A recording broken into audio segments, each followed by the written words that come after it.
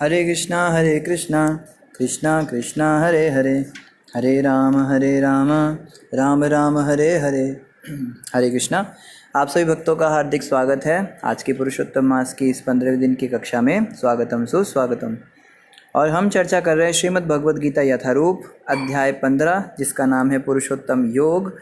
और कल हमने पढ़ा था श्लोक संख्या 7, जिसका अनुवाद इस प्रकार था।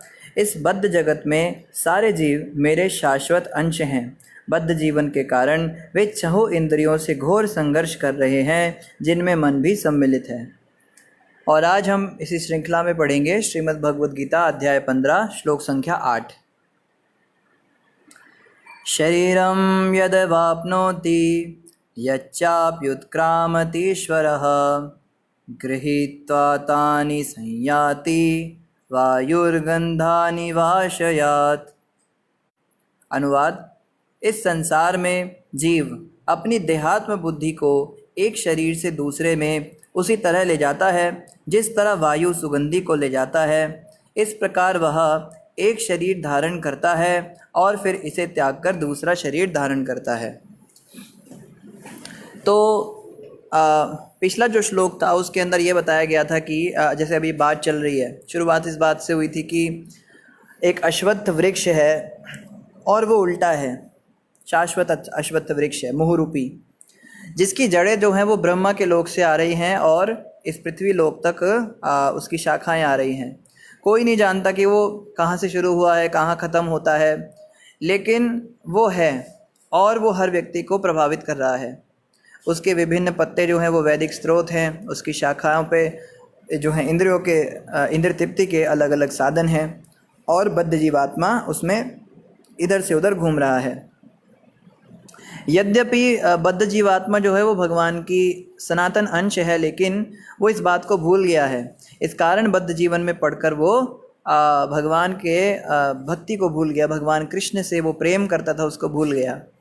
और कृष्ण कहते हैं जो व्यक्ति मेरी भक्ति करता है, कुछ क्वालिफिकेशंस उन्होंने बताई थी कि कुसंगति का त्याग करता है, अच्छा आचरण करता है, सुख दुख में समान रहता है, मोह से दूर रहता है, और इस प्रकार से वो क्या करता है, वो मेरे धाम में आता है। और फिर कृष्ण भगवान ने कहा मेरे धाम के अंदर एक बार आने के बाद फिर दोबारा इस संसार में नहीं आना होता। जबकि बाकी किसी भी जगह पर आप जाइए पूरे ब्रह्मांड के अंदर, इवन स्वर्ग में या नरक में या किसी भी लोक में चले जाइए, ब्रह्म लोक में भी चले जाएं, तो वहाँ से भी हमें वापस आना पड़ेगा इस संसार के अंदर। इस संसार को कर्म भूमि कहते हैं। कर्म भूमि मतलब यहाँ पे कर्म होते हैं। कोई कहे स्वर्ग के अंदर लोग जो ये करते हैं ना, जो ये पीते हैं, सोमरस पीते हैं, इन्हें पाप नहीं लगता क्या? स्वर्ग में जो अप्सराओं का भोग करते हैं उन्हें पाप नहीं लगता? तो स्वर्ग की जो देवयोनि है, देव योनि वो भोग योनि होती है। देवताओं की योनि में कर्म का कोई सिद्धांत काम नहीं करता है। वहाँ पे केवल आपको अपना जो आपने पुण्य इकट्ठा किया है उसको समाप्त करने के लिए आप जाते हैं। तो वहाँ पे तो यही तो करने के लिए पुण्य किया था बद्ध जीवात्मा ने। इस दुनिया के अंदर लोग अक्सर पुण्य करने के लिए बहुत ललायत रहते हैं।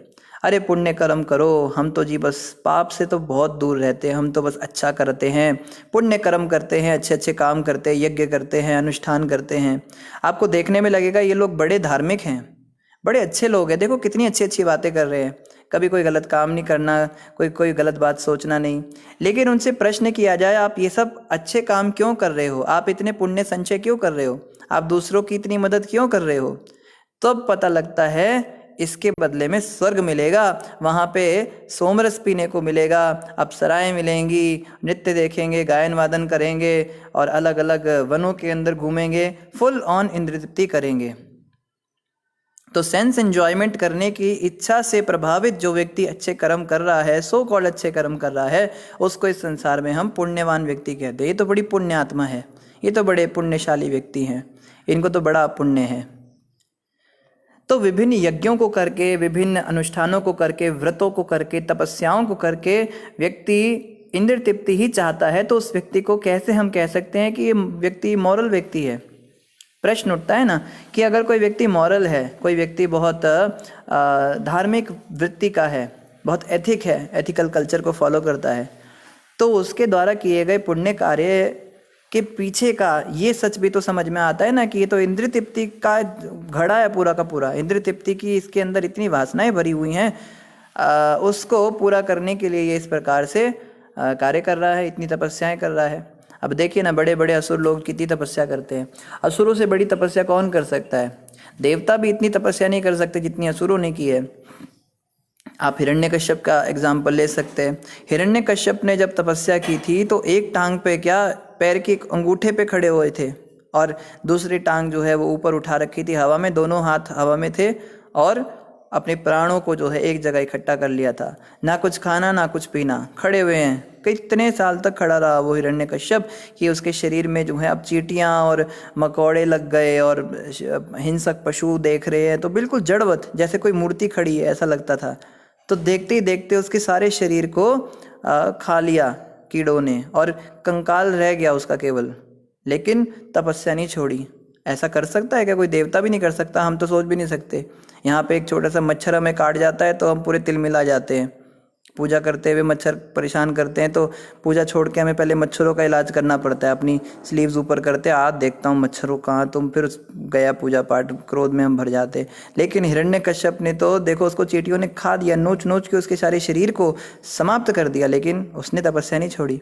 तो देखने वाला तो कहेगा देखो कितनी घनघोर तपस्या कर रहा है, कितना संयमी व्यक्ति है, कितना संयमित इंद्रियों वाला है, उसकी इंद्रियों पे उसका कितना कंट्रोल है, कितनी पकड़ है। लेकिन ऐसे लोगों की पोल तब खुल जाती है जब वर मांगने का समय आता है। ब्रह्मा जी बड़े प्रसन्न हुए हिरण्यकश्यप की तपस्या से और सामने आकर कहते हैं, हे वत्स, तुमने जो इतनी घनघोर तपस्या की है, कृपया करके तुम वर मांगो, हम तुमसे बड़े प्रसन्न हैं। तब हिरण्यकश्यप कहता है, मुझे अमर कर दीजिए।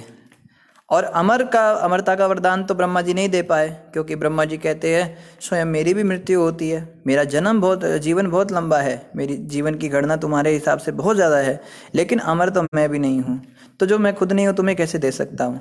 तो हिरण्यकश्यप बड़ा चालाक था, कहता है ना दिन में मरूँ, ना रात में मरूँ, ना हवा में मरूँ, ना पानी में मरूँ, ना धरती पे मरूँ, ना अस्त्र से मरूँ, ना शस्त्र से मरूँ, ना घर के अंदर मरूँ, ना घर के बाहर मरूँ, ना सुबह मरूँ, ना रात को मरूँ। मतलब बहुत सारी बातें उसने बोली। वो सोचता था कि मैं बड़ा चालाक हूँ, हैं। तो ब्रह्मा जी ने बोल दिया तथास्तु। फिर उसके बाद देखो अब असली चेहरा सामने आया। इतना पूजा पाठ करने वाला, इतनी तपस्याएं करने वाला, इतना संयमित इंद्रियों वाला, अब जाके अपने असली रूप में आया। जब उसको लगा कि अब मुझे कोई मार नहीं सकता, उसने गौ ब्राह्मण और वैष्णवों को बहुत सताना शुरू किया। आपको पता है ये कलयुग तो कुछ भी नहीं, हम बोलते हैं ना प्रभु जी कलयुग चल रहा है, प्रभु जी कलयुग चल रहा है, इतना मुश्किल टाइम है, मतलब इतना बुरा समय है। ऐसा हम सुनते हैं प्राय शास्त्रों में कि कलयुग सबसे बुरा समय होता है। पर आपको पता है हिरण्यकश्यप के काल में, हिरण्यकश्यप के राज्य में हरि का नाम लेना भी अपराध था। जैसे पीछे अभी भारत पे 700 साल तक मुगलों का राज्य रहा, तो मुगल शासक जो थे वो कोशिश तो करते थे कि लोगों को हरि नाम से हटाए, हिंदुओं को ज़बरदस्ती मुसलमान बनाए, लेकिन इतना ज़्यादा खतरनाक नहीं था कि केवल हरि का नाम लेने मात्र से आपके आंखों के अंदर सलाखें डाल दी जाए गरम गरम। हिरण्यकश्यप के काल में ये होता था, जो भी ब्राह्मण किसी देवता का यज्ञ करता था उसका सारा यज्ञ ध्वस्त करके और उस ब्राह्मण को उठाकर उसकी आंखों में सलाखें डाली जाती थी गरम गरम। और हरि का नाम ले लिया, विष्णु का, क्योंकि भगवान विष्णु ने हिरण्यकश्यप के बड़े भाई को मारा था ना, उसका वध कर दिया था, इसलिए उसको बहुत क्रोध था। जो भी विष्णु का नाम लेता था, हरि का नाम लेता था, उसको बहुत बहुत ज़्यादा पीड़ाएं देना, अलग अलग तरह के उसको कष्ट देना, हिरण्यकश्यप का ये काम था। हिरण्यकश्यप के राज्य में कितनी मुसीबत थी, कितना नास्तिकवाद था, हम सोच भी नहीं सकते। सारे देव मंदिरों पर ताले लग गए थे, सारे विग्रहों की सेवाएं बंद हो गई थी, सब कुछ समाप्त हो चुका था। केवल एक व्यक्ति के मंदिर चलते थे उस समय, आपको पता है? उस समय केवल हिरण्यकश्यप के मंदिर होते थे। मंदिरों के अंदर हिरण्यकश्यप की मूर्तियां होती थी और सारे के सारे लोग हिरण्यकश्यप के नाम की माला जपते थे। ऐसा वो दुष्ट था। और यहाँ तक कि देवताओं पर भी आक्रमण कर दिया उसने, देवताओं को भी उसने पराजित कर दिया। इंद्रदेव, सूर्यदेव, चंद्रदेव, यम से जितने थे ये सारे के सारे नवग्रह सब के सब इसके द्वारा पराजित हो गए। और हिरण्यकश्यप उन देवताओं को बोलता था कि कोई भी यज्ञ अगर हुआ तो उसमें सारा का सारा भाग किसका होगा? तो सारे देवता कहते थे आपका होगा स्वामी। और हिरण्यकश्यप के दरबार में सारे देवता हाथ जोड़कर खड़े रहते थे और घबराते थे कि कहीं हिरण्यकश्यप उनकी तरफ ना देख ले, उसकी दृष्टि से घबराते थे, इतना वो खतरनाक था। सोचिए, ऐसा आतंकवादी था वो। और यहाँ तक बताते हैं कि देवताओं को भी यही मंत्र का जाप करना पड़ता था, ओम हिरण्याय नमः, ओम हिरण्याय नमः। सारे के सारे देवता उसके नाम की माला जपते थे। अब जब देवता ही उसके नाम की माला जप रहे तो कोई संसार के व्यक्ति की मजाल है कि वो देवताओं का नाम जप सके। लेकिन देखिए भगवान की कैसी इच्छा, उस हिरण्यकश्यप का अपना बेटा ही सबसे बड़ा कट्टर हरि भक्त निकला, भगवान विष्णु का अनन्य भक्त वो निकला, प्रहलाद। और प्रहलाद जी ने इतनी ज़्यादा निष्ठा के साथ विष्णु की भक्ति करी, और हिरण्यकश्यप सोचता है पूरी दुनिया हिरण्यकश्यप को भगवान मानती है, प्रहलाद तू मेरा बेटा होकर तू मुझे भगवान क्यों नहीं समझता है। तो प्रहलाद हंसने लगे, छोटे से बालक, सोचिए 3-4 साल के बालक। कहते पिताजी आप भगवान बनने की बात कर रहे हैं? अरे भगवान केवल हरि हैं और हम सब हरि के दास हैं। आप इस ठगनी माया के द्वारा मोहित हो चुके हैं, अहंकार आपके सिर पर हावी हो चुका है। अगर आपने अभी भी मेरे प्रभु हरि की शरण ले ली, अभी भी वो आपको क्षमा कर देंगे, आपकी इस मूर्खता को वो माफ़ कर देंगे। इतना निडर था वो बच्चा। उस हिरण्यकश्यप के आगे बड़े बड़े देवता घबराते थे, थर थर कांपते थे जब हिरण्यकश्यप की गदा उसके गर्दन पर रखी होती थी। लेकिन वो छोटा सा 5 साल का बालक, उसे कोई घबराहट नहीं होती थी। तो इस प्रकार से हम देखते हैं कि ये असुर लोग जो होते हैं ये भी बहुत तपस्याएं करते हैं, ये भी बहुत भक्ति करते हैं विभिन्न देवताओं की। मगर क्यों करते हैं? अब शिव जी के बारे में देखिए, शिव जी कितना बड़ा भक्त था। सोचो, हम लोग कहते हैं ना सेक्रीफाइस करेंगे, भगवान को कुर्बानी देंगे, कोई ये छोड़ता है, कोई वो त्यागता है, कोई मीठा खाना त्याग देता है। अरे रावण ने अपना गर्दन ही काट के रख दिया शिव जी के चरणों में, बताइए इससे बड़ा कोई सेक्रीफाइस है? और एक बार नहीं रखा, 10 बार अपने सिर को काट के शिव जी को चढ़ाया था उसने, इसलिए उसका नाम पड़ा दशानन। भगवान शिव जी ने उसको 10 सिर एक साथ दे दिए, उसका वरदान दिया। तो कहने का अर्थ यह है कि असुर भी बहुत पूजा पाठ करते हैं। इसलिए ये नहीं सोचना चाहिए कि अगर कोई व्यक्ति बहुत पूजा कर रहा है देवी देवताओं की, बहुत मंदिर जा रहा है, बहुत भक्ति की बातें कर रहा है, बहुत धार्मिक क्रियाएं कर रहा है, बहुत प्रभु जी हम तो कुछ भी नहीं है उसके सामने, वो मेरा बगल वाला है ना, वो तो एकदम पक्की निष्ठा के साथ मंगलवार हुआ और उसने हनुमान जी के मंदिर जाना ही जाना है, उसने जो अनुष्ठान ले रखे हैं उसने करने ही करने हैं।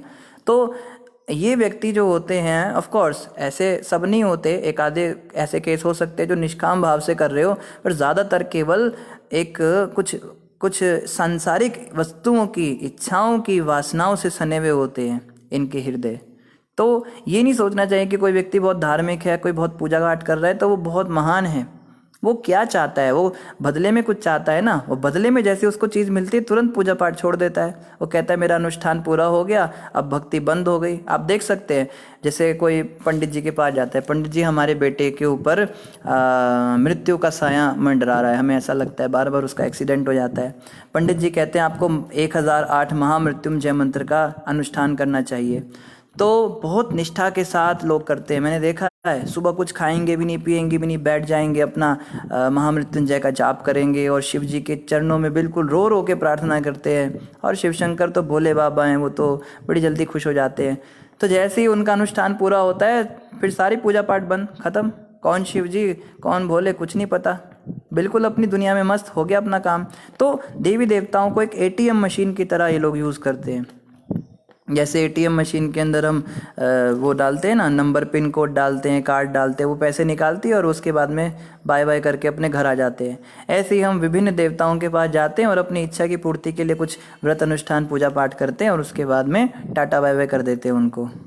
यहाँ तक कि लेकिन ऐसा भी नहीं है कि ये लोग बहुत बुरे हैं, हम ये नहीं कहना चाह रहे हैं, ये लोग बुरे नहीं हैं, या असुरों से कंपैरिजन मत कीजिएगा, आप हमारी बातों को दूसरी वे में मत लीजिएगा। बात ये हो रही है कि असुर भी ऐसा करते हैं, तो हम भी अगर ऐसा कर रहे तो ये करने से हम महान नहीं बनते।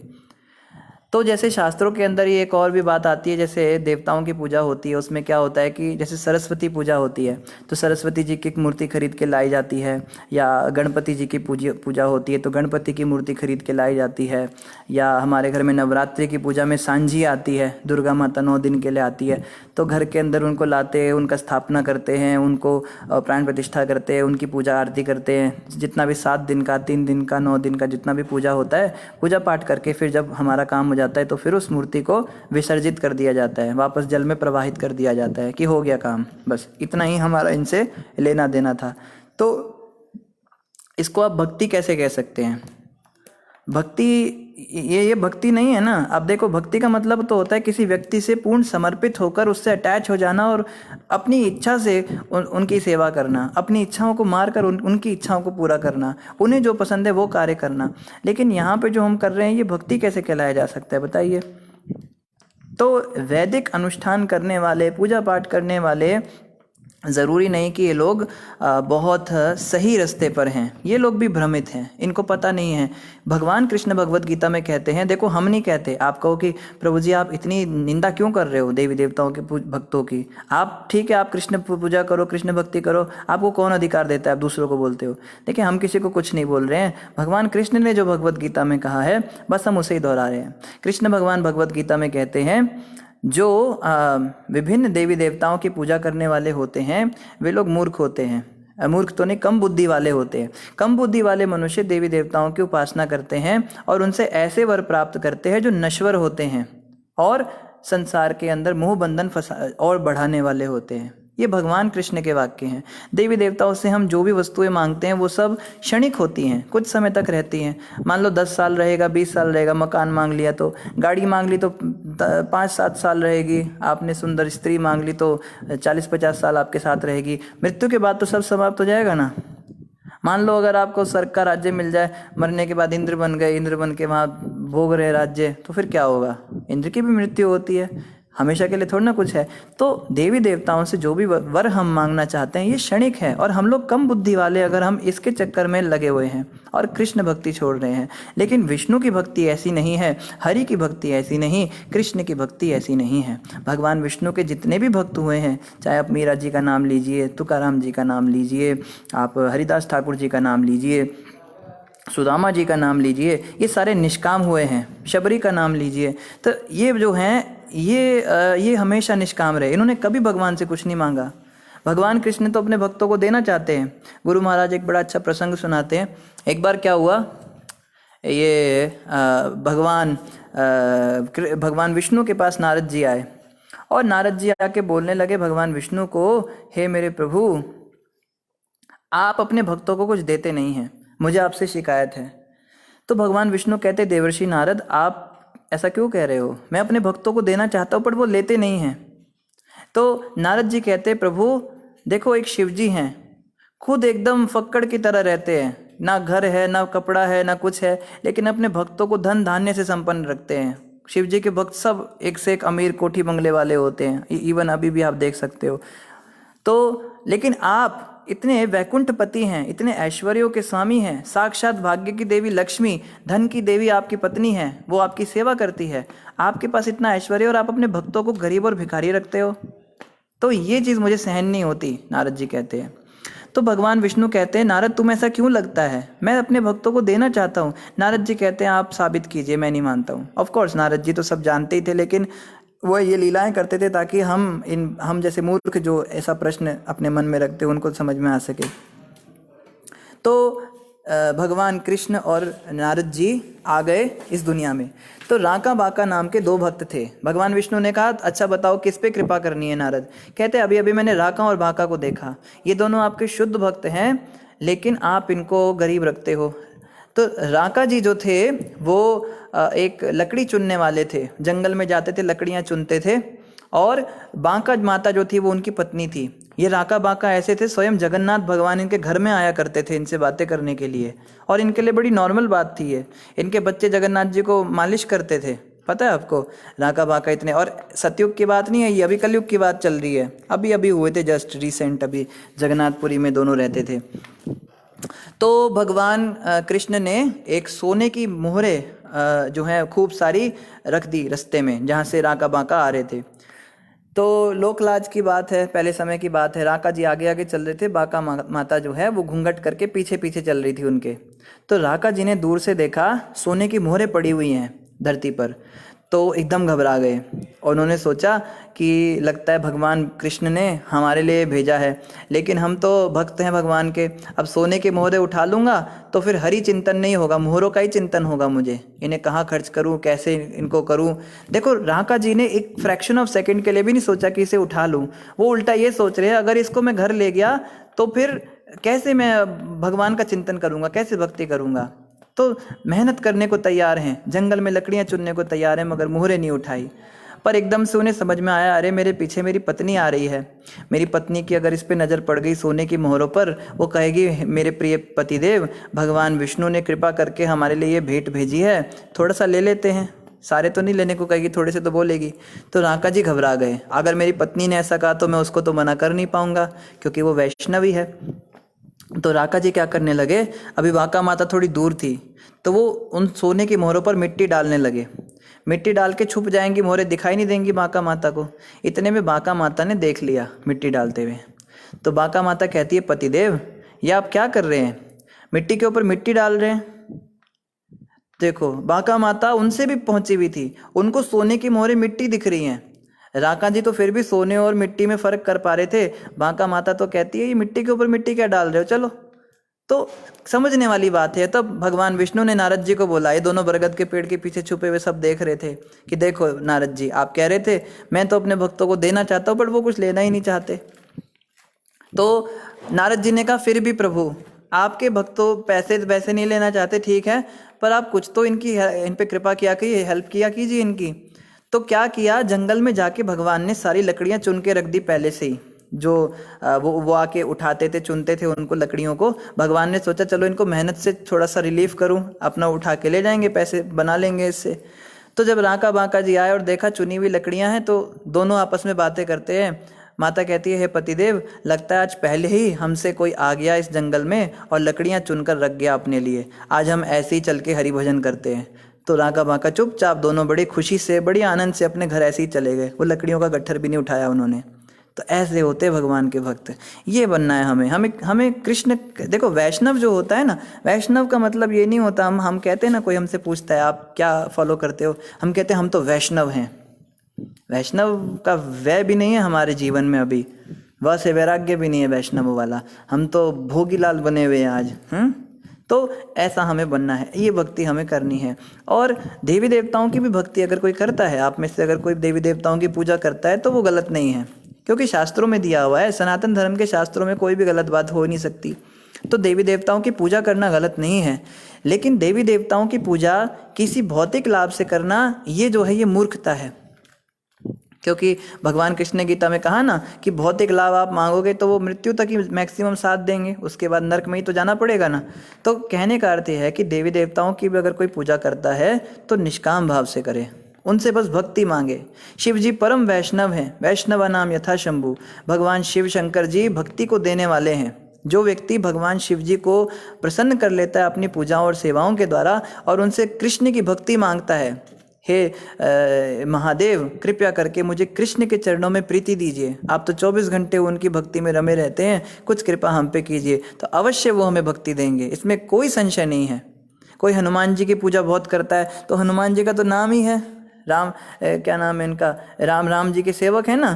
तो रामचंद्र जी की सेवा करने वाले जो हनुमान जी हैं, वो हमें भी रामचंद्र जी की सेवा में लगा सकते हैं। तो उनसे भी यही प्रार्थना करनी चाहिए अगर आप में से कोई।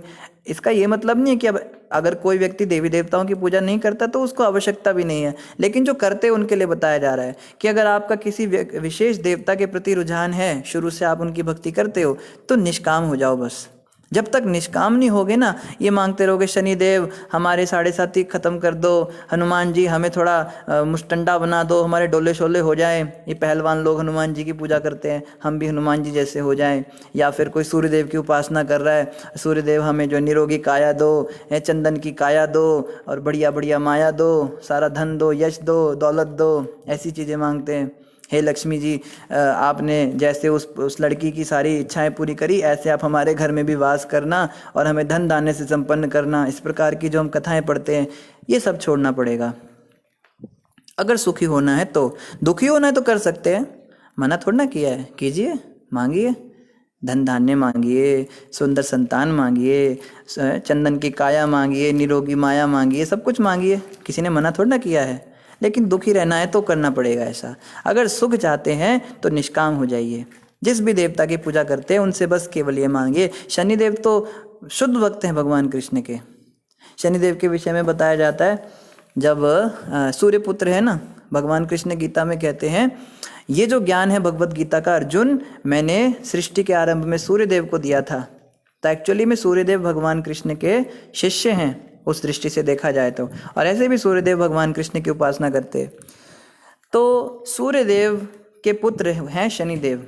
सूर्यदेव के दो पुत्र हैं, शनिदेव और यमराज, और उनकी एक बेटी यमुना।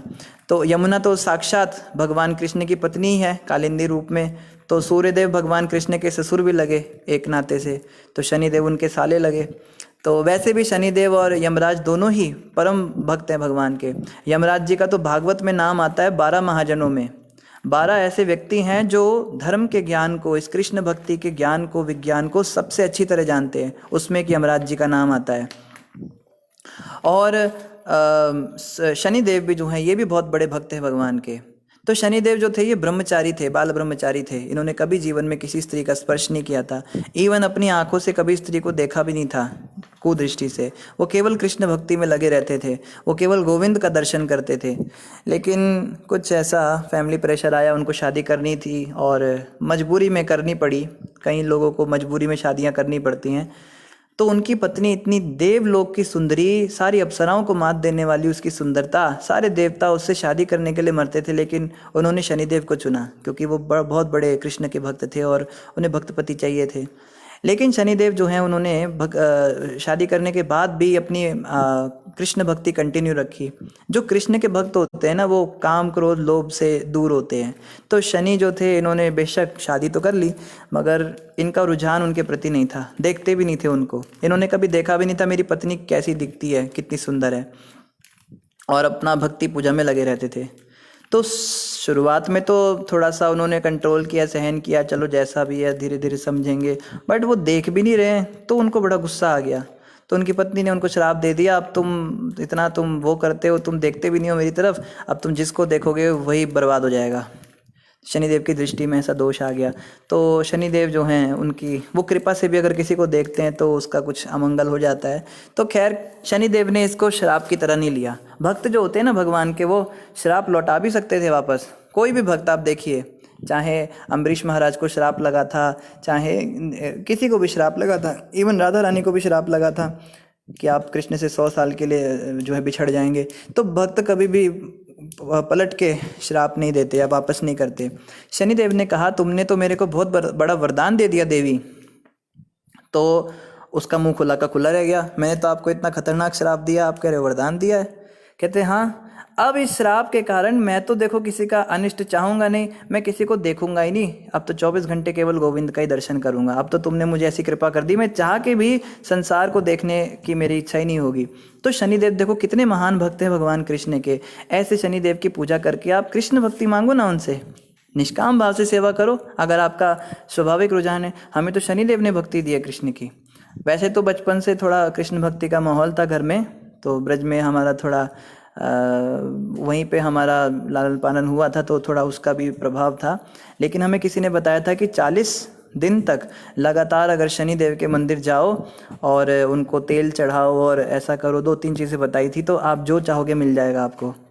तो हम थे 12-13 साल के लड़के थे, तो लड़के लोग क्या चाहते हैं 12-13 साल के, वही हमने भी इच्छा करी, अच्छे एग्ज़ाम में पास हो जाए, नंबर अच्छे आ जाए, बढ़िया नौकरी लग जाए बड़े होकर, ऐसा वैसा कुछ। तो खैर अभी सोचा नहीं था, ऐसे मन में था कि चलो 40 दिन करते हैं, देखेंगे फिर क्या मांगना है। तो डेली जाने लगे हम। तो हमारी कॉलोनी में कुछ स्त्रियां थी, माताएं लोग थी, वो सब जाती थी, तो हम भी अपनी माँ के साथ हो लेते थे। 2-3 लड़के लोग थे हम, तो डेली हम शनि मंदिर जाते थे, तेल चढ़ाते थे, सब करते थे। तो अभी 40 दिन पूरे भी नहीं हुए थे, शायद 25 या 30 दिन भी पूरे नहीं हुए थे ठीक से। और उसी में हमको जो है एक लक्ष्मी नारायण मंदिर था वहाँ पास में, वहाँ से एक भक्त आता हुआ दिख गया। वो बालक था, वो हमारी उम्र का ही था, तो उसने तिलक विलक लगा रखा था। तो हम बड़े प्रभावित हुए कि ये कौन है। तो उससे बात की तो कहने लगा हम बाल सत्संग करते हैं, आप उसमें आ सकते हो।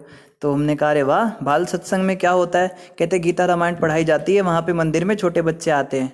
तो एक दिन मैं गया शाम को, तो देख रहा हूँ छोटे छोटे 7 साल के बालक बालिका से लेके और 20 साल तक के लड़के लोग और माता लोग, लड़की लोग, सब बड़े अनुशासन में बैठे लाइन में और गीता पढ़ रहे हैं। और उनका एक व्यक्ति उनको क्लास दे रहा है और बड़े अच्छे से, और ऐसा नहीं 2-4, कम से कम थे 60-70 थे।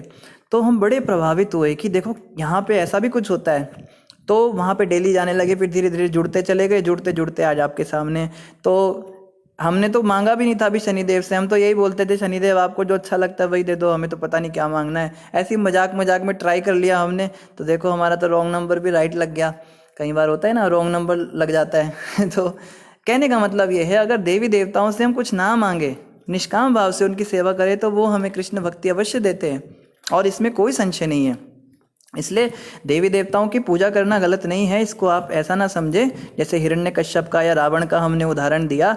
इनसे हमें यही सीखना है कि अपने सर्वनाश के लिए हमें देवी देवताओं से कुछ भौतिक इच्छा नहीं करनी, भौतिक चीज़ें नहीं मांगनी है, हमें केवल भगवान कृष्ण की भक्ति मांगनी है, उनकी पूजा सेवा मांगनी है। और देते हैं देवी देवता, कृष्ण भक्ति देते हैं, बहुतों को दी है। एक नवद्वीप जगह है मायापुर के अंदर, जहाँ पे श्री चैतन्य महाप्रभु प्रकट हुए थे आज से 500 साल पहले। कृष्ण के ही वो अवतार हैं, कृष्ण के ही स्वरूप हैं महाप्रभु चैतन्य। तो नवद्वीप का मतलब होता है 9 द्वीपों का समूह, 9 टापू हैं और बीच में गंगा नदी है।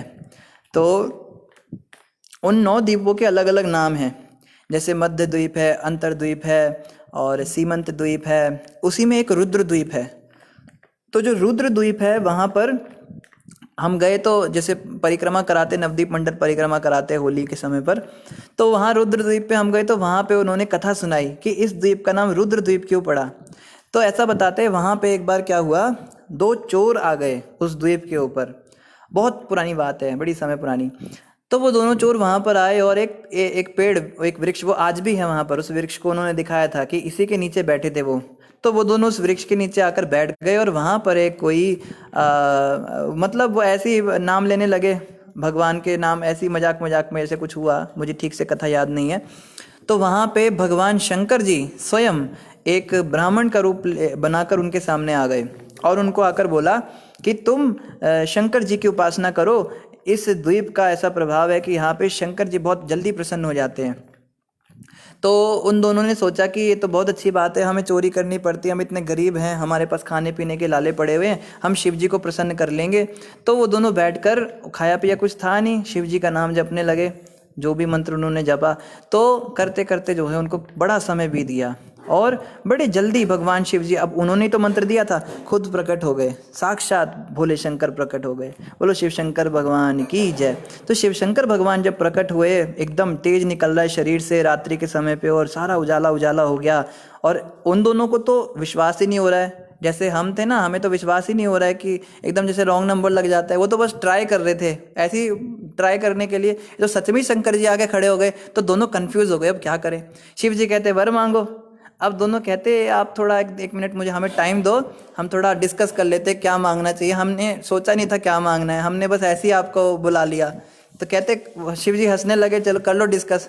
तो दोनों आपस में डिस्कस कर रहे हैं, बहुत गहन डिस्कशन चल रहा है, बड़ा गंभीरता से, क्या मांगे क्या मांगे, ये मांगे कि नहीं नहीं यार ये क्यों मांगना है, वो मांगे उससे भी कोई फ़ायदा नहीं है, तो ये फिर दोनों ना बड़े कन्फ्यूज़ हो गए। शिव जी कहते जल्दी करो, टाइम कम है मेरे पास, मुझे जाना भी है। तो कहते आप ऐसा कीजिए महादेव, हमें समझ नहीं आ रहा हमें क्या चाहिए, आपको जो सबसे अच्छा लगता है, जो सबसे अमूल्य वस्तु आपके पास है, आप वो दे दीजिए हमें, आपके पास सबसे कीमती जो चीज़ है वो हमें दे दीजिए। शंकर जी की आंखों से आंसू बहने लगे और शंकर जी भाव में विभोर हो गए, कृष्ण प्रेम में, और कहते तुमने क्या मांग लिया मुझसे। तो शिव जी कहते हैं देखो, सबसे अमूल्य वस्तु जो है वो तो कृष्ण प्रेम है मेरे पास, मैं तुम्हें कृष्ण का वो अमूल्य रतन धन प्रेम दे देता हूँ। तो जब कृष्ण प्रेम उन दोनों को दिया, तो दोनों के अंदर अष्ट सात्विक विकार आने लगे, आंखों से झरझर आंसू बहने लगे, शरीर पे रोमांच आ गया, पुलकावली आ गई, और जमीन पे लौटने लगे और हा कृष्ण कहकर जो है रोने लगे। शिव जी जो हैं फिर अप्रकट हो गए। तब से जो है उन दोनों ने ये बात बताई दूसरों को कि हमें कृष्ण प्रेम रुद्र भगवान की कृपा से मिला है, तो उस द्वीप का नाम रुद्र द्वीप पड़ा। आज भी वहाँ पर जाके जो व्यक्ति शंकर जी से कृष्ण प्रेम मांगता है, उसे अवश्य वो कृष्ण प्रेम देते हैं। तो देखो, देवी देवताओं के पास भी अगर हम जाते हैं तो इसमें भी हमारा फायदा हो सकता है। हालांकि ऐसे जाने की जरूरत नहीं है। अगर भगवान कृष्ण तो गीता में कहते हैं, जो अनन्य भाव से मेरा चिंतन करता है वही श्रेष्ठ है। कृष्ण के सिवा किसी को जानते ही नहीं है, किसी देवता को नहीं जानते, ये भी श्रेष्ठ है। इसकी ज़रूरत भी नहीं अलग किसी स्पेशल देवी देवता के पास जाने की। लेकिन अगर कोई जाता है, कोई फैमिली में कोई ट्रेडिशन है, आपके घर में ऐसा माहौल रहा है शुरू से कि आपने देवी देवताओं का बहुत पूजन भजन किया है, तो उससे भी हम फ़ायदा ले सकते हैं। उन विशेष देवी देवता से जिनसे भी हमारी प्रीति है, उनसे हम कृष्ण प्रेम मांगे ना, हम संसार की नश्वर वस्तुएं क्यों मांगे। तो ये जो है इसको कहते हैं समझदार।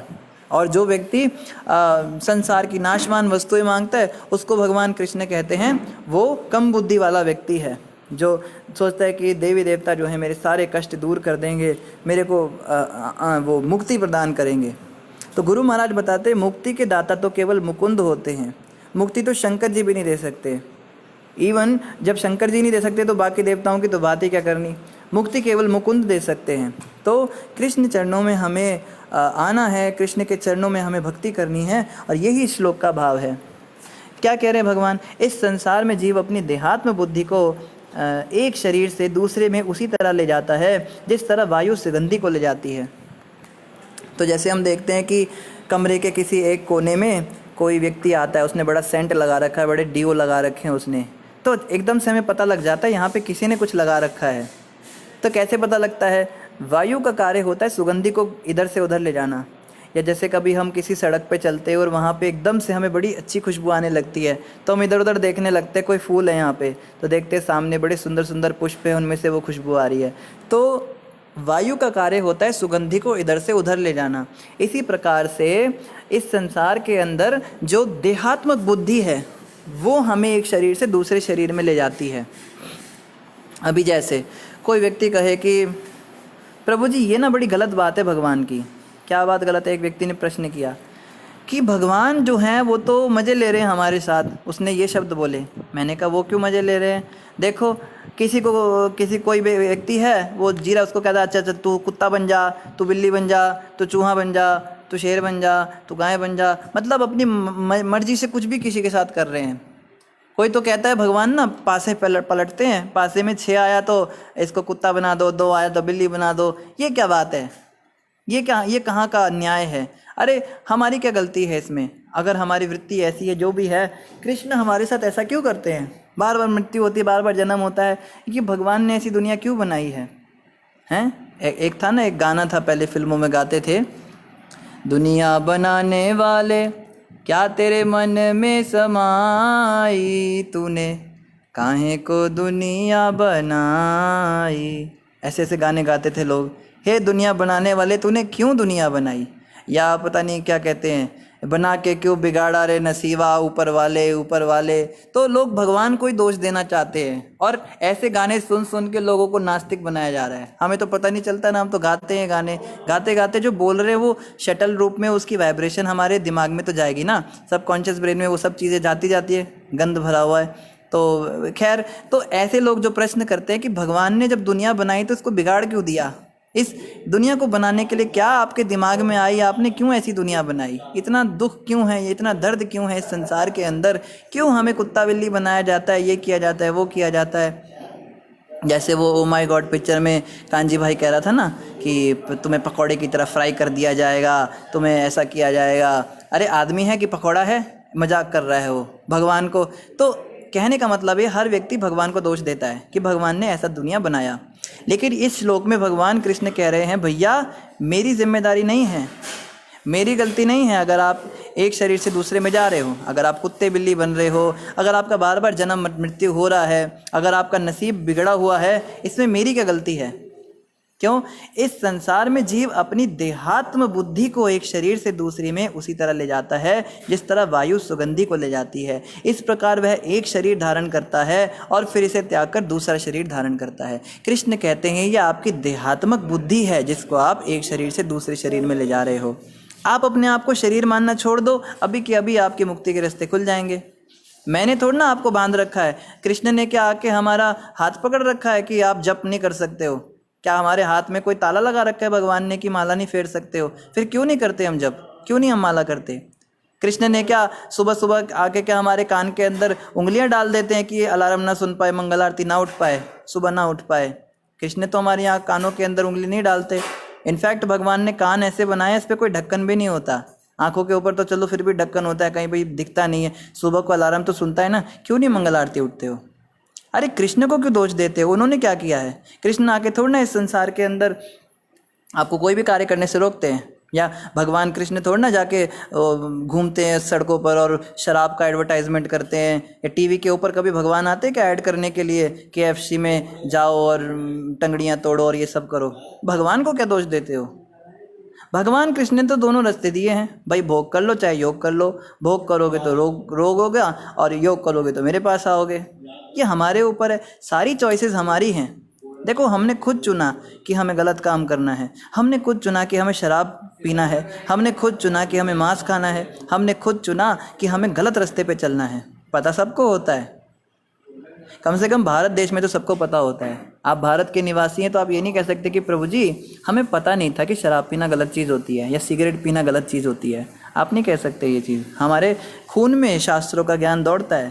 शास्त्रों का ज्ञान तो मैया अपने बच्चों को दूध के साथ पिलाती है। इस देश के अंदर ये नहीं कह सकते आप। इतने भोले भाले मत बनिए कि भगवान कृष्ण ने फंसा दिया हमें, कृष्ण ने हमें जो है दुख दे दिया, हमारे तो जीवन में कोई अच्छा ही नहीं होता है, बनाकर क्यों बिगाड़ा नसीबा ऊपर वाले। अरे ऊपर वाले को क्यों बोलते हो तुम? नीचे वाले तुम खुद गड़बड़ करते हो, ऊपर वाला बेचारा ऊपर बैठ के देख ही रहा है। कृष्ण भगवान गीता में कहते हैं मैं दृष्टा बन के सबके हृदय में परमात्मा रूप में बैठा हूँ। दृष्टा का मतलब होता है देखने वाला। I am witnessing everything. मैं देख रहा हूँ तुम क्या कर रहे हो, करते रहो। कृष्ण कहते हैं मैं कभी इंटरफेयर नहीं करता। कोई व्यक्ति कहे प्रभु जी ठीक है मान लिया, कृष्ण भगवान ने दुनिया बना दी, अच्छा भी बना दिया बुरा भी बना दिया, तो वो रोकते क्यों नहीं है हमको गलत काम करने से? जब उन्हें पता है कि गलत काम करने के बाद में हमें नरक के अंदर पिटाई लगेगी और हमारे साथ गलत गलत बुरा बुरा होगा, तो वो हमें रोकते क्यों नहीं हैं? ये भी बड़ा अच्छा प्रश्न है। कृष्ण को रोक देना चाहिए। रोक देंगे तो फिर हमारा भलाई तो होगा। पर अगर रोक ही दिया तो फिर इस संसार में भेजने का फ़ायदा ही क्या? रोक तो गोलोक धाम में भी रहे थे ना, वहाँ पे क्या समस्या हुई थी? भगवान के धाम से हम क्यों नीचे गिरे? भगवान के धाम में भी तो भोग करना चाहते थे, भगवान के धाम में भी तो भगवान बनना चाहते थे, भगवान के धाम में भी तो अपनी अलग सेपरेट लीलाएं करना चाहते थे, कृष्ण को छोड़कर अलग से भोग करना चाहते थे। वहाँ कृष्ण ने रोका था, बहुत रोका था, मत करो ये काम, यहाँ पे अच्छा नहीं है। तुम्हें मैंने बनाया है प्रेम करने के लिए, तुम मेरे से प्रेम करो ना। तुम सेपरेट एंजॉय करने की क्या टेंडेंसी करते हो? तो वहाँ तो कृष्ण ने रोका, हमको इतना तिलमिलाहट हो गई, हमने कहा आपके साथ नहीं रहना है, हमें सेपरेट भेजो, अलग दुनिया में भेजो। तो इस दुनिया के अंदर हम आए ही इसलिए कि कृष्ण हमें रोक ना सके, यहाँ पे कोई रोक टोक ना हो। तो इस दुनिया को बनाया ही इसलिए कृष्ण ने कि यहाँ पे रोक टोक ना करें। तो अब कैसे कह रहे हो, किस मुंह से कह रहे हो कि कृष्ण हमें रोकते क्यों नहीं? निकल कैसे गई ये बात आपके मुंह से या हमारे मुंह से? हमें शर्म आनी चाहिए जब हम ऐसी बात सोचते हैं कि कृष्ण हमें रोकते क्यों नहीं। कृष्ण ने तो रोका था ना, लेकिन हम ही मूर्ख थे, अभी भी हैं बने हुए मूर्ख। माया हमको थपेड़े मार रही है, थपेड़े पे थपेड़े मार रही है, अभी भी भक्ति नहीं करते। कृष्ण ने तो हाथ नहीं पकड़ा है, जब क्यों नहीं करते? गुरु महाराज एक बहुत अच्छा भजन गाते हैं, तूने नाम जपन क्यों छोड़ दिया, तूने सत्य वचन क्यों छोड़ दिया, क्रोध ना छोड़ा, काम ना छोड़ा, लोभ ना छोड़ा, मोह ना छोड़ा, नाम जपन क्यों छोड़ दिया, तूने सत्य वचन क्यों छोड़ दिया। हे व्यक्ति, हे प्राणी संसार के, तूने क्रोध तो छोड़ा नहीं, लोभ छोड़ा नहीं और झूठ छोड़ा नहीं, झूठ ना छोड़ा, काम ना छोड़ा, क्रोध ना छोड़ा, लोभ ना छोड़ा, नाम जपन क्यों छोड़ दिया? तूने भगवान का नाम जपना क्यों छोड़ दिया? जो चीज़ छोड़ने की थी वो तो छोड़ी नहीं, वो तो पकड़े रखी हैं। झूठे जग में जी ललचा कर, असल वतन क्यों छोड़ दिया, तूने नाम जपन क्यों छोड़ दिया। झूठे जग में तो जी ललचा दिया तूने अपना, और असली वतन को तूने छोड़ दिया। जो वतन तेरा अपना था रहने का, भगवान का धाम, उसको छोड़ दिया तूने। मानव एक भगवान भरोसे, तन मन धन क्यों ना छोड़ दिया, तूने नाम जपन क्यों छोड़ दिया। बड़ा अच्छा भजन है, आप सुन सकते हैं। तो कहने का अर्थ है कि जब भगवान की भक्ति को हम छोड़ रहे हैं तो हमें ये सोचना चाहिए कि छोड़ने वाली चीज़ों को तो हम छोड़ते नहीं और ये चीज़ें हम छोड़ देते हैं। तो यही इस श्लोक का आज का हमारा संदेश है कि अगर हम गलत आदतें नहीं छोड़ पा रहे अपनी, कहते प्रभु जी हमसे लहसुन प्याज नहीं छूटता, हमसे चाय कॉफ़ी नहीं छूटती, हमसे ये गलत आदत नहीं छूटती, हमसे वो गलत आदत नहीं छूटती, तो भाई भगवान का भजन क्यों छूटता है? फिर वो भी नहीं छूटना चाहिए। देखो, हतोत्साहित नहीं होना है, ये स्पिरिट होनी चाहिए भक्तों की कि अगर मैं गलत काम नहीं छोड़ पा रहा हूँ तो भक्ति भी क्यों छोड़ूं। माया का पता है क्या, एक माया का ना बड़ा हथकंडा है। मैं आपको आज एक रहस्य की बात बताता हूँ। मैं क्या बताता हूँ, किसी संत ने मुझे बताई थी। वो कह रहे थे, श्री श्री विनोद बिहारी बाबा जी महाराज अपने लेक्चर में एक बार बता रहे थे कि तुम हतोत्साहित क्यों होते हो भजन करने में? नहीं, हमसे भजन होगा नहीं, हम भजन नहीं कर सकते। क्योंकि हमारे अंदर बड़े गलत काम हैं, बड़ी गलत आदतें हैं। हाय हाय, हमसे तो ये काम हो गया, हाय हमसे तो वो काम हो गया, हमने तो ऐसा कर दिया, हमने तो वैसा कर दिया। अभी क्या मुँह लेके भगवान के सामने जाएंगे? ये आता है ना मन के अंदर, अरे कितना गंदा काम कर दिया हमने, हमारे मन के अंदर कितनी गंदगी भरी हुई है, हम मन से क्या क्या सोच रहे हैं। अब ऐसी हमारी स्थिति है, हम तो लायक ही नहीं भजन करने के, हम तो महानालायक हैं, हम तो भगवान का नाम लेने के लायक नहीं, मंदिर जाने के लायक नहीं, भक्तों का संग करने के भी लायक नहीं। इसको माया का एक हथकंडा जानो, ये माया आपको नचा रही है। भक्त के अंदर ये भाव होना चाहिए, जब ये गंदे काम हमसे छूट नहीं रहे तो भजन क्यों छोड़ें? अभी देखो, अगर भजन छोड़ दिया, मान लो हम कहें कि हम तो भगवान का नाम छोड़ देते, हम तो इस लायक ही नहीं, तो क्या उससे हम लायक बन जाएंगे? बताओ क्या होगा? भजन छोड़ने से और नीचे गिरेंगे और नीचे गिरेंगे। इसको माया का एक हथकंडा जानो, समझो इस बात को। जो मन के अंदर ये मलिनता आ जाती है ना, कभी कभी हम बड़े हतोत्साहित हो जाते हैं, प्रभु जी हम तो लायक ही नहीं हैं। कोई भक्त हमें कुछ बात बता देता है, जैसे हम कभी प्रवचन में कोई बात सुन लेते हैं कि भक्त तो ऐसे होते हैं और ये चीज़ करने वाला व्यक्ति तो छोड़ ही दे भक्ति के बारे में सोचना, तो हम एकदम हतोत्साहित हो जाते हैं। अरे मैं तो किसी लायक ही नहीं हूँ, फिर मुझे तो लगता है कि मेरा तो नहीं होने वाला इस जन्म में कल्याण, मेरे अंदर तो बड़ी वासनाएं हैं, मेरा कैसे कल्याण होगा? तो ये माया का एक हथकंडा है भक्त को दूर करने के लिए भगवान से। अरे कौन सा कितना महान है हम लोग, जगाई मदाई कितने महान थे, जगाई मदाई से तो ठीक ही है ना, कत्ल तो नहीं करते ना आप में से कोई, आपका तो पता नहीं, मैं तो कत्ल नहीं करता हूँ, कम से कम मनुष्यों का तो कत्ल नहीं किया, जानवरों का तो खैर किया है, कीड़े मकोड़े मारे हैं, इंसानों का कत्ल तो नहीं करते ना। जगाई मदाई के लिए कत्ल करना डेली का काम था, रोज़ 1-2 मर्डर कर देते थे, रेप करना, कत्ल करना, मांस खाना, शराब के घड़े भर भर के पीते थे, पड़े रहते थे धूत। जब उन दोनों के ऊपर कृपा हो गई नित्यानंद भगवान की, वो दोनों भक्त बन गए, शुद्ध भक्त बन गए भगवान के, तो हम पे क्यों नहीं होगी? इस मलिन मन को पूछना चाहिए ना। तो कहता है कि हम योग्य नहीं हैं। जगाई मदाई में क्या योग्यता थी? रत्नाकर डाकू में क्या योग्यता थी? उस रत्नाकर डाकू को पकड़कर एक सदगुरु उसको मिल गए, अच्छे गुरु मिल गए, नारद जी ने उसको वाल्मीकि ऋषि बना दिया। आज वाल्मीकि जी के मंदिर है, उनको भगवान के समान पूजा जाता है, तो उनमें क्या योग्यता थी? कोई कहे बहुत महान व्यक्ति भगवान का नाम ले सकता है, ये पागलपन है, ये मन की उपज है। ऐसा कभी नहीं सोचना चाहिए कि हमारे अंदर तो ये बुरी लत है, हम तो इतने गंदे काम करते हैं, हम कैसे शुद्ध होंगे। तो ये जो है ये माया का हथकंडा है। अरे जो जितना गलत काम करता है उसको तो उतना ज़्यादा भजन करना चाहिए। उल्टा ये सोचना चाहिए कि मेरी अवस्था इतनी ज़्यादा पतित है, मुझे तो और ज़्यादा जप करने की ज़रूरत है।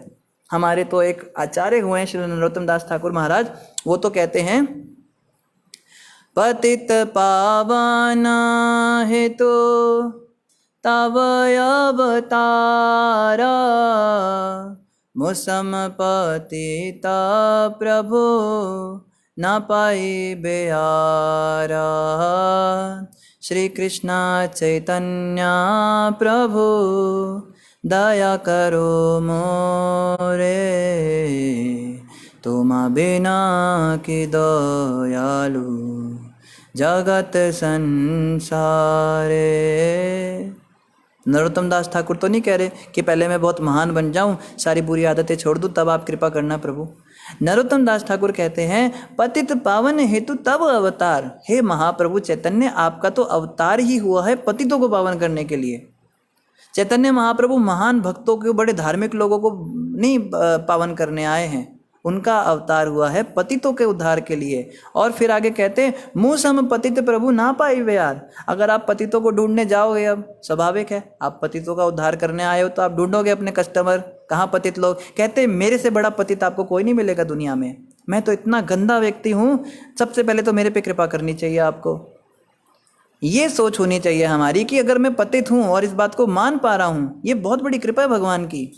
हम तो मानते ही नहीं हैं, हम तो कहते हैं, कोई भक्त बता देता है ना आपके अंदर ये दोष है, अच्छा जी आप बड़े महान हैं, आप बड़े दूध के धुले हैं, कभी अपने अंदर देखा है अपने? वो माता जी आपके बारे में ऐसा कह रही थी, वो प्रभु जी आपके बारे में ऐसा कहते हैं, बड़े आप आए मुझे बताने वाले, जाइए अपना काम कीजिए, मुझे पता है मैं कौन हूँ। हम तो मानते ही नहीं हैं, हम तो इतना खुद को महान समझते हैं। गुरु महाराज कहते हैं जो व्यक्ति अपने आप को महान समझता है ना, उस पर महाप्रभु कृपा नहीं करने वाले, क्योंकि महाप्रभु तो पतितों के उद्धार के लिए आए हैं, तो पतितों का करेंगे ना, तुम्हारा क्यों करेंगे? तुम तो महान हो, बन के बैठे रहो महान इस दुनिया के अंदर, 84 लाख के चक्कर में घूमते रहो।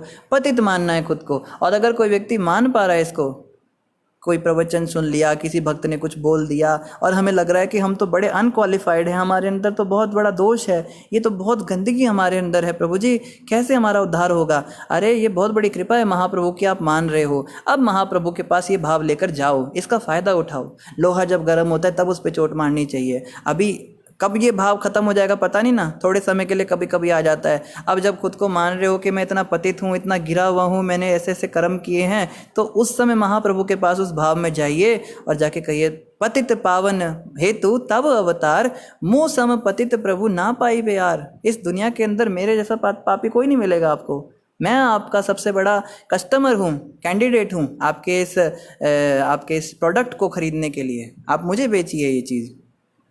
तो ये भाव होना चाहिए भक्तों का, ना कि ये कि प्रभु जी हम तो बड़े पतित हैं, हम तो फंसे हुए हैं, हम तो घर गृहस्थी वाले हैं, प्रभु जी हमें कहाँ समय मिलेगा, हम तो माया में फंसे हुए लोग हैं। अरे माया में फंसे हो तो माया से निकलने के लिए मांगो ना भगवान से। ये क्या बात हुई, माया में फंसे हुए और प्रभु जी हमें माया में ही फंसे रहने दीजिए? यही मतलब हुआ आपके कहने का जब आप कहते हैं कि हम कर नहीं सकते क्योंकि माया में फंसे या फंसे रहना चाहते हैं। तो ये पागलपन की बातें होती है, बहानेबाजी होती है। सही जो सच्चे भक्त होते हैं भगवान के, वो कभी ऐसा नहीं बहाना मारते हैं। कहने का मतलब ये है कि हमें भगवान से यही प्रार्थना करनी है, प्रभु मैं बहुत पतित हूँ, बहुत मेरे अंदर कमियाँ हैं, बहुत सारे दोष हैं, तो अब मेरा आप उद्धार कीजिए। अब देखो एक और प्रश्न आता है, हमारा मन ना बड़ा मलिन है, बड़ी दलीलें देगा हमको, कहेगा कि तेरे अंदर जब इतने दोष हैं तो तू किस बेस पे भगवान से मांग रहा है कि तेरा उद्धार हो? तेरे पे कृपा क्यों करेंगे भगवान? तो पहला तो ये पॉइंट हुआ डिस्कस कि जो जितना ज़्यादा पतित होगा महाप्रभु उस पर उतनी ज़्यादा कृपा करेंगे, इसलिए भगवान मेरे पे कृपा करेंगे। अब दूसरा पॉइंट ये है, रूप गोस्वामी ने एक भजन लिखा है, श्रील रूप गोस्वामी, उसमें कहते हैं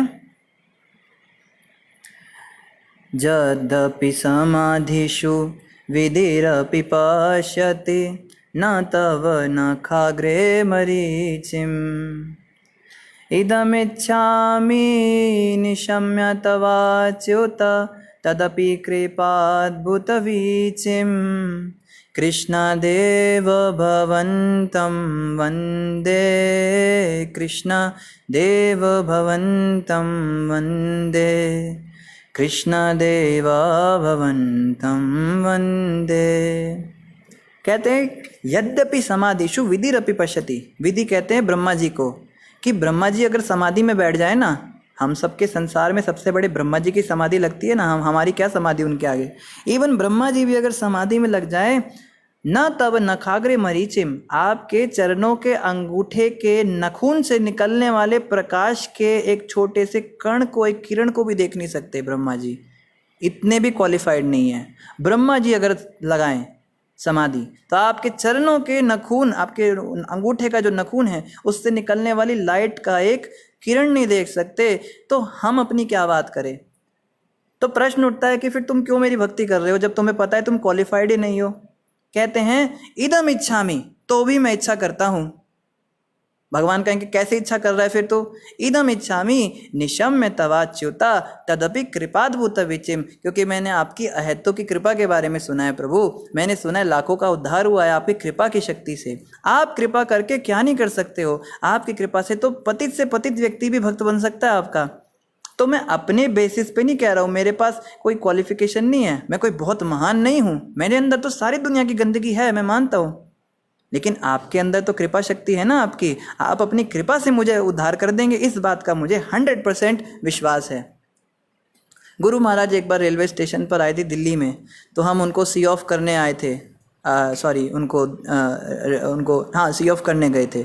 महाराज जी जब जा रहे थे, ट्रेन पकड़नी थी, तो वहाँ स्टेशन पर हमारी नई नई दीक्षा हुई थी, तो महाराज जी ने हमसे एक बात बोली। महाराज कहते हैं, रुद्र तुझे इसी जन्म में भगवत प्राप्ति करनी है। तो मेरे मुंह से एकदम से निकला, गुरु महाराज मैं योग्य नहीं हूँ इस जन्म में भगवत प्राप्ति करने के, मेरे को पता है ना मेरे अंदर क्या है, मैं तो जानता हूँ अपनी क्या मेरी औकात है, मेरी स्थिति क्या है। मैंने सीधा बोला, महाराज जी मैं तो योग्य नहीं हूँ इसके, आप कृपा करो तो आप ले जाना अपने साथ, नहीं तो मेरी तो कोई वो नहीं। महाराज कहते नहीं, ऐसा नहीं सोचना चाहिए। उसी समय महाराज ने करेक्ट किया। फिर महाराज कहते हैं, रूप गोस्वामी ने ऐसा कहा है भक्त को, भक्ति रसामृत सिंधु में रूप गोस्वामी कहते हैं, भक्त को दृढ़ विश्वास होना चाहिए कि इसी जन्म में अवश्य मेरे को भगवत प्राप्ति होगी। तो वो बात मुझे तब तो समझ में आई नहीं, मैं सोच रहा था किस बेस पे गुरु महाराज ये बात कह रहे हैं कि अवश्य मुझे भगवत प्राप्ति होगी, मैं सोच भी कैसे सकता हूँ सपने में, मैं तो जानता हूँ ना अपनी हालत को। तब ये भजन पढ़ा उनकी कृपा से, तब समझ में आया कि अपने भजन के बल से, अपनी महानता के बल से तो नहीं, लेकिन भगवान की कृपा के बल से अवश्य इसी जन्म में मुझे भगवत प्राप्ति होगी मतलब होगी। इस बात का दृढ़ विश्वास भक्तों को होना चाहिए, हतोत्साहित नहीं होना चाहिए, हाय हम तो इतने गंदे हैं, हाय हमें तो उन प्रभु जी ने बताया कि आपके अंदर ये दोष है, हमें तो उन माता जी ने डांट दिया, हमें तो गुरु महाराज ने बोल दिया तेरा कुछ नहीं हो सकता। महाराज जी कई लोग भक्तों को डांट देते हैं तो वो हतोत्साहित हो जाते हैं। अब जब गुरु ने ऐसा बोल दिया तो वो खाली हमें सुधारने के लिए ऐसा बोल रहे हैं, आप निकालो ना उस कमी को। ये थोड़ा ना है कि आप भक्ति भजन छोड़ के बैठ जाओ और आप एकदम रोने लग जाओ, हम तो किसी काम के नहीं है प्रभु जी, हम तो बस सुसाइड ही कर लें, अब और तो कोई रास्ता बचा नहीं है, छोटा हरिदास की तरह हम भी सुसाइड कर लेंगे, अब महाप्रभु की कृपा नहीं हुई हम पे। अरे वो तो भगवान के पार्षद थे, वो क्या कर रहे थे आप क्या समझ सकते हो। कहने का अर्थ है भगवान की कृपा के आधार पर, कृपा शक्ति के आधार पर, कृष्ण की शक्ति के आधार पर हम इस बात को ठोक के कह सकते हैं कि हाँ इसी जन्म में मुझे अवश्य भगवत प्राप्ति होगी मतलब होगी। ऐसा हमें सोचना चाहिए। ये गुरु महाराज के वाक्य थे। और ये कभी नहीं सोचना चाहिए हम नहीं जा सकते, हमारा तो, भक्त लोग अक्सर कहते हैं हमारा तो प्रभु जी मुश्किल है, हम तो ऐसे वैसे। अरे भगवान की कृपा पे ध्यान वो रखो ना, सारी फेथ रखो, भगवान के ऊपर श्रद्धा रखो। श्रद्धावान जन है नदिया गोद्रु में नित्यानंद महाजन पतिया छे नाम हट जीवेर कारण। नित्यानंद प्रभु ने कहा जिसके अंदर श्रद्धा होगी उसी को कृष्ण प्रेम मिलेगा, अगर श्रद्धा नहीं है तो नहीं मिलेगा। तो कृष्ण की शक्ति पर श्रद्धा रखना है हमें, कृष्ण के ऊपर, उनकी कृपा के ऊपर श्रद्धा रखनी है, और इसी श्रद्धा के आधार पर हमें बिल्कुल दृढ़ विश्वास करना है, इसी जन्म में भगवत प्राप्ति करनी है, और ये बिल्कुल संभव हो सकता है। इन्हीं शब्दों के साथ श्रीमद् भगवद गीता यथारूप की जय। किसी भक्त का कोई प्रश्न हो तो आप पूछ सकते हैं। कल से हम अपना दूसरा अष्टकम प्रारंभ करेंगे, तो आज कोई प्रश्न नहीं आया है। एकता माता कह रही है, प्रभु जी आप मूवी देखते हो? हाँ माता जी हम देखते थे, हमने सारी मूवीज़ देखी हैं। अब आपको क्या बताएं, हम आसमान से नहीं टपके थे, हम भी आपकी तरह जन्मे थे, हम भी ऐसे ही परिवार में पैदा हुए थे जहाँ फिल्में भी देखी जाती थी। तो पता नहीं आपको ऐसा लग रहा होगा हम गोलोक धाम से उतरे होंगे, बट ऐसा नहीं है। हम अपनी असलियत आपको बता दें कि हम भी माँ के पेट से ही निकले हैं और हमने बिल्कुल मूवीज़ भी देखी हैं, सॉन्ग्स भी सुने हैं। अब नहीं देखते, अब तो खैर अभी भी देखते हैं, अब भगवान की मूवीज़ देखते हैं, लिटिल कृष्णा और ऐसी मूवीज़। भक्त लोग मूवीज़ देख सकते हैं, मूवी देखना मना नहीं है, लेकिन भगवान की या संतों के चरित्र पे जैसे मूवीज़ बनती है वो देख सकते हैं। और टीवी पे भी ऐसे जैसे हरे कृष्णा चैनल अभी शुरू हुआ है, या टाटा स्काई पर एक आता है इस्कॉन वृंदावन के 24/7 ऑनलाइन दर्शन आते हैं, तो ये सब चैनल्स भक्त लोग देख सकते हैं। माया को ना भगवान की सेवा में लगाना है। हम लोग मायावादी नहीं हैं। मायावादी क्या कहते हैं, अगर आँख के अंदर मोतियाबिंद आ गया तो आँख ही फोड़ दो, परमानेंट सॉल्यूशन। हाथ में अगर दर्द हो रहा है तो हाथ को काट के शरीर से बाहर निकाल दो, ना रहेगा बांस ना बजेगी बांसुरी। अगर मूवीज़ देखने से मन खराब हो रहा है, मूवीज़ देखना ही बंद कर दो, हैं, टीवी को फोड़ दो, मोबाइल को तोड़ दो, पर ये संभव नहीं है। हम आसक्त हैं ना इन चीज़ों से, हमें इन्हें कृष्ण की सेवा में लगाना है। हम इन मूवी टीवी से कृष्ण की मूवीज़ देखें, हम मोबाइल के अंदर लेक्चर सुने, और यूट्यूब पे दुनिया भर के इतने प्रवचन भरे पड़े, इतने बड़े बड़े संतों की कथाएं भरी पड़ी हैं, उनको सुने। गुरु महाराज के प्रवचन आते हैं, टीवी पे भी आते हैं और मोबाइल पे भी आते हैं। तो हमारा सिद्धांत ये है माता कि हमें युक्त वैराग्य के सिद्धांत का पालन करना है, हमें फल्गु वैरागी नहीं बनना। एक बार एक प्रभु जी बता रहे थे, वो एक दो संत बैठे हुए थे, या ये सत्य घटना है, उनके सामने हुई थी। तो एक वैष्णव थे, एक मायावादी था बेचारा। तो एक व्यक्ति जो था वो सबको भोजन करा रहा था। अक्सर लोग भंडारे कराते हैं संतों को, तो भंडारा भोजन करा रहा है, सब खा रहे हैं। अंत में क्या करना होता है ना, वो देनी होती है, दक्षिणा देनी होती है। कहते ब्राह्मण को कितना भी खिलाओ, जब तक दक्षिणा दो तब तक पचता नहीं उसको। तो दक्षिणा दे रहे थे, सबको लिफाफे पकड़ा रहे थे। तो जिस को भी लिफाफा पकड़ा रहे उसको ऐसे हाथ जोड़ के प्रणाम करते करते एक उसके पास आया, वो जो बैठा था मायावादी। तो जैसे ही उसको लिफाफा पकड़ाने लगे तो वो ऐसे ऐसे कर रहा है, हाथ हिला रहा है, मैं नोट नहीं छूता, मैं नोट नहीं छूता, मैं नोटों को हाथ नहीं लगाता, माया है, माया है। तो उसने सोचा कितने महान संत हैं, उनको तो दंडवत प्रणाम किया उसने ज़मीन पे लेटकर। और वो आगे बढ़ने लगा तो वो संत ऐसे अपनी जो ऊपर जेब होती है ना कुर्ते की, उसको खोलने लगे, इसमें इसमें इसमें। तो वो देख रहा है अब ये क्या ड्रामा हो रहा है। तो बगल वाला जो था, वो वैष्णव संत थे, वो कहते हैं ये माया को छूते नहीं हैं, माया को जेबों में भरते हैं। तो उसको बड़ा गुस्सा आ गया, उसको आग लग गई। कहते तुम कैसे ये बात कर रहे हो, वो कर रहे हो। तो वो वैष्णव संत कहते ड्रामा क्यों कर रहा है, तेरे को पैसे की जरूरत नहीं होती क्या, आने जाने का तेरे को किराया भाड़ा नहीं देना होता है, ड्रामे क्या करता है, ले पकड़ इसको लिफाफे को। तो कहने का मतलब है हमें ऐसा नहीं बनना कि हम हाथ तो नहीं लगाएंगे पर जेब में डाल लेंगे, है ना। तो यही सिद्धांत हमें पालन करना है माता।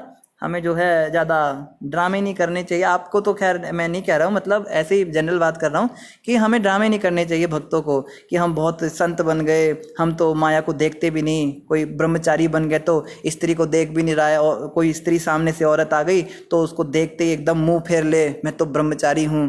तो ऐसे ड्रामे नहीं करने होते। हृदय से जो है अच्छी भावना रखनी होती है। स्त्री हमारी माँ समान है, स्त्रियों को भी भावना रखनी होती है, मेरा पुत्र समान है या पिता समान है।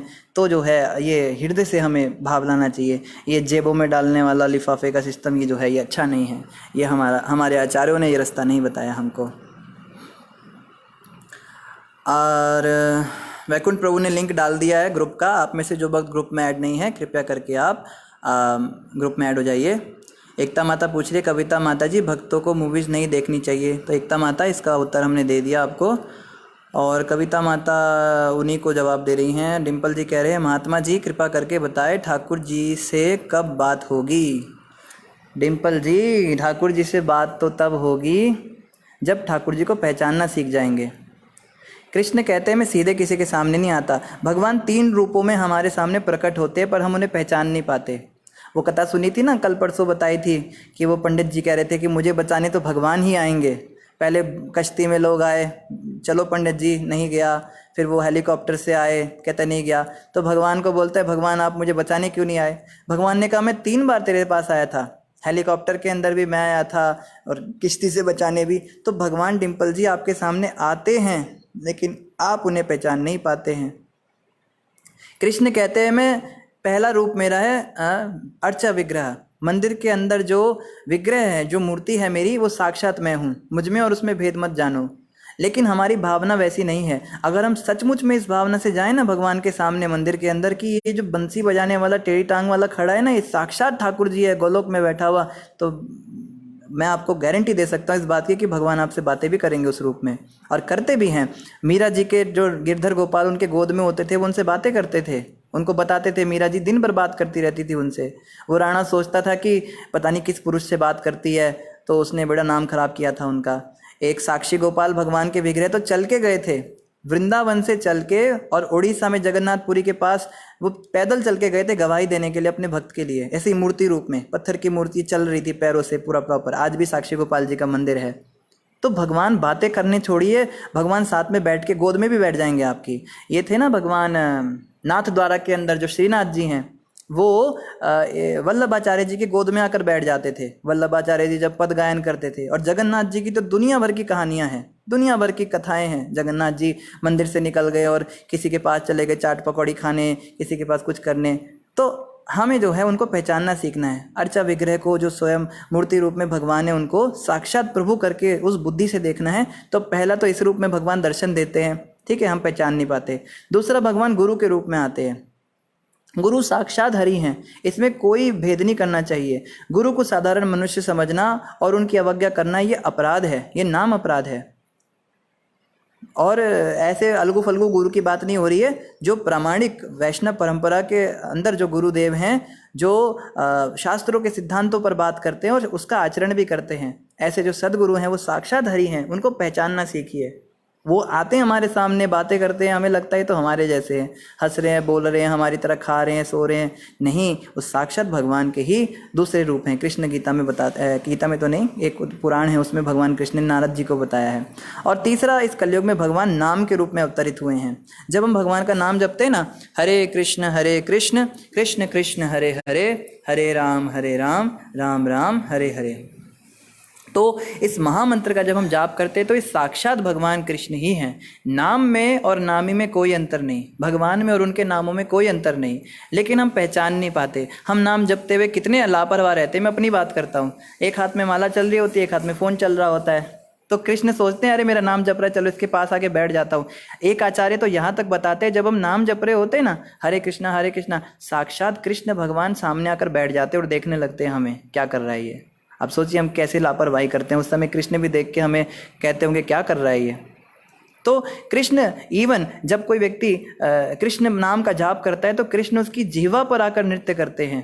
स्वयं हमारी जीभ के ऊपर कृष्ण नृत्य करते हैं। नाम के रूप में जो हम उच्चारण कर रहे हैं, जीभ हिला रहे हैं, उस पर भगवान नृत्य करते हैं। तो नाम के रूप में भी कृष्ण साक्षात हमारे सामने आते हैं। डिम्पल जी बातें भी करेंगे, पर पहले हमें उन्हें पहचानना सीखना पड़ेगा।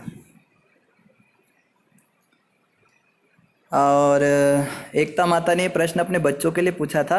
माता, हमें पहले ही पता था ये प्रश्न आपने किसी के लिए पूछा ही होगा, इसमें कोई बात नहीं, आप अपने बच्चों को समझा दीजिएगा।